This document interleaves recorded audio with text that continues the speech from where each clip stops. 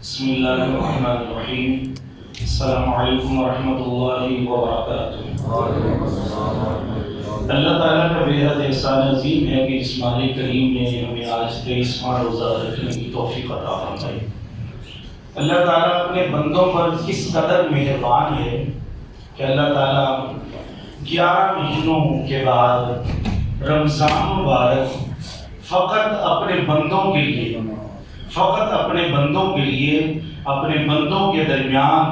اس مقدس مہینے کو بھیجتا ہے، اس لیے کہ میرے بندے جو ہیں وہ متقی بن جائیں، پرہیزگار بن جائیں، نیکوکار بن جائیں، ایسے پرہیزگار، ایسے نیکوکار، ایسے متقی، تاکہ اگلے 11 مہینے جو ہیں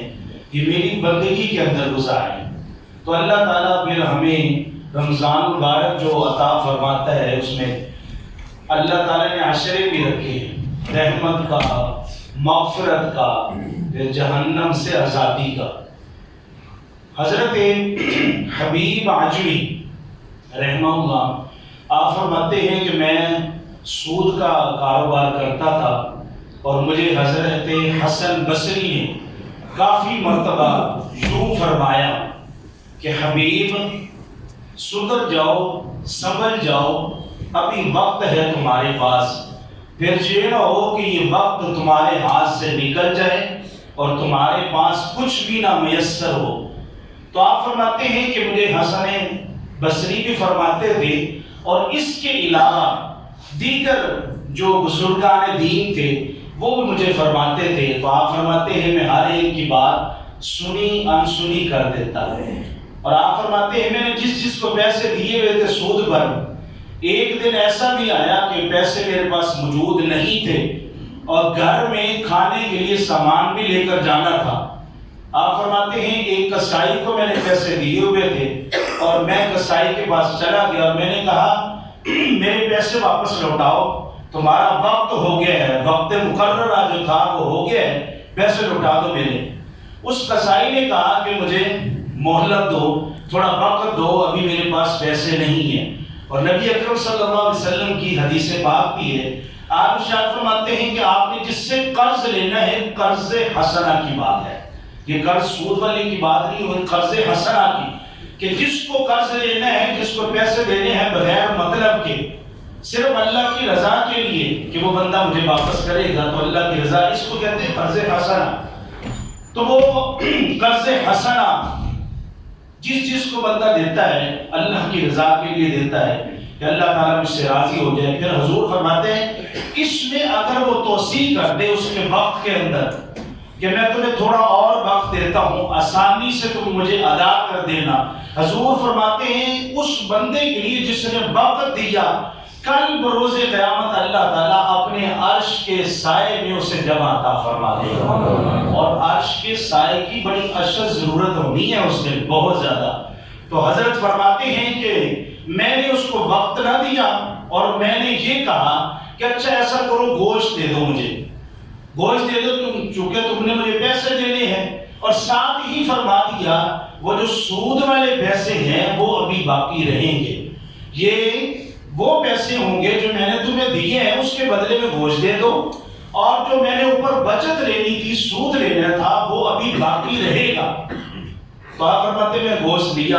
گھر چلا گیا، گھر جا کر اپنی بیگم کو کہا گوشت کو پکاؤ، وہ پکانا شروع ہو گئی۔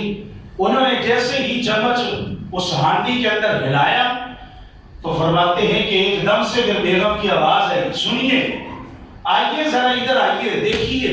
آپ فرماتے ہیں میں چونکا اور وہاں پر پہنچا تو ہنڈیا جہاں پر میری بیگم صاحبہ بنا رہی تھی، تو وہ فرماتی ہے میں نے ایسے ہلایا ہی ہے چمچ تو گوشت سارا جو تھا وہ سارا کا سارا خون بن گیا۔ اور آپ فرماتی ہیں اب یہ خون ہی ہے،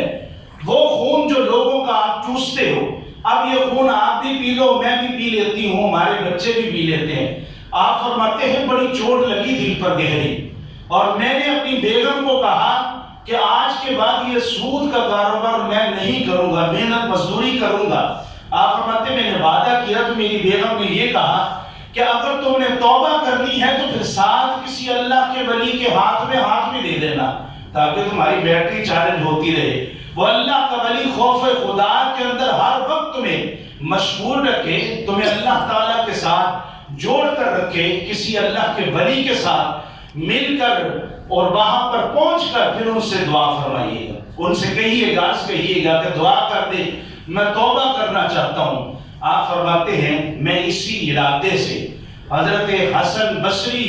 کی طرف حاضر ہونے کی غرض سے جا ہی رہا تھا کہ راستے کے اندر کچھ بچے کھیل رہے تھے۔ وہ کھیلنے والے بچوں نے دوسرے بچوں کو یوں کہا، ہٹ جاؤ، پیچھے ہٹ جاؤ، یہ حبیب اجمی وہ شخص ہے جو سود کا کاروبار کرتا ہے، کہیں ایسا نہ ہو اس کی نحوست کا سایہ ہم پر پڑ جائے۔ آپ فرماتے ہیں ایک اور چوٹ لگی اور میں نے کہا مالک تیرے بندے بھی مجھ سے نفرت کرتے ہیں، بندے تو درکنار، چھوٹے بچے بھی مجھ سے نفرت کرتے ہیں۔ آپ فرماتے ہیں یہ دوسری چوٹ کھانے کے بعد حضرت حسن بصری کے پاس میں جب حاضر ہوا، میں نے کہا حضرت میں توبہ کرنا چاہتا ہوں، رب سے معافی مانگنا چاہتا ہوں، آپ بھی دعا فرمائیں کہ رب کریم مجھے معاف فرما دے۔ آپ فرماتے ہیں کہ جو تم نے ارادہ کر لیا ہے، جو تم اپنے کام پر شرمندہ ہو، تو رب کریم ضرور بن ضرور تمہیں معاف کرے گا۔ اور آپ نے حضرت سے دعا کروائی اور وہاں سے واپس لوٹ رہے تھے تو آپ نے اسے سنا کہ وہی بچے اسی گلی کے اندر، اسی چوراہے کے اندر جو کھیل رہے تھے، ان میں سے ایک بچے نے آواز لگا کر کہا ہٹو بچوں، پیچھے ہٹ جاؤ، ایک اللہ کا ولی آ رہا ہے۔ آپ فرماتے ہیں عجب تھا یہ واقعہ، عجب تھا یہ واقعہ جو میں نے ان بچوں کی زبانی سنا تھا، اور میں نے کہا مالک ابھی تو میں نے توبہ ہی کی ہے، تو نے اپنے بندوں کے دل میری طرف پھیر دیے ہیں۔ اور ایسا ہی ہوتا ہے کہ ہم جب کسی جگہ پر دیکھتے ہیں کہ کوئی اللہ کا ولی چلا آ رہا ہے تو ہم دیکھتے ہیں کہ ایک ہٹو بچوں کا رش پڑتا ہے اور ساتھ ہر شخص ان سے مصافحہ کرنے کے لیے ترستا ہے، اور ہر شخص کی یہ تمنا ہوتی ہے اس اللہ کے ولی سے میں سلام لے لوں۔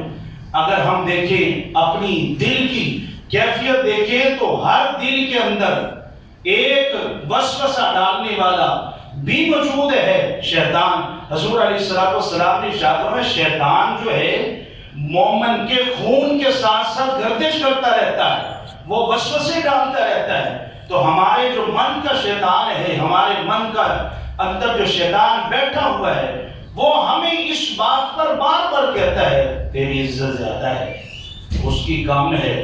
تو بھی تو عبادت کرتا ہے، وہ بھی عبادت ہی کرتا ہے، وہ بھی رب کا ہی بندہ ہے، تو بھی رب کا ہی بندہ ہے، وہ بھی کھانے پینے والا ہے، تو بھی کھاتا پیتا ہے، بیوی بچے اس کے بھی ہیں، تیرے بھی، اس میں اور تم میں کوئی زیادہ فرق نہیں ہے، اور چھوڑو رہنے دو، سلام نہ لیجیے گا اس سے۔